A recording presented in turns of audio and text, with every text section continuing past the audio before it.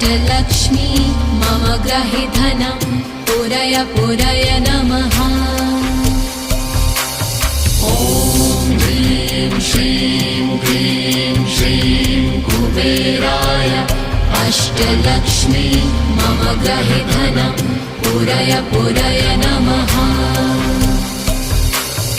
ॐ ह्रीं श्रीं क्लीं श्रीं कुबेराय अष्टलक्ष्मी मम ग्रहे धनं पुरय पुरय नमः।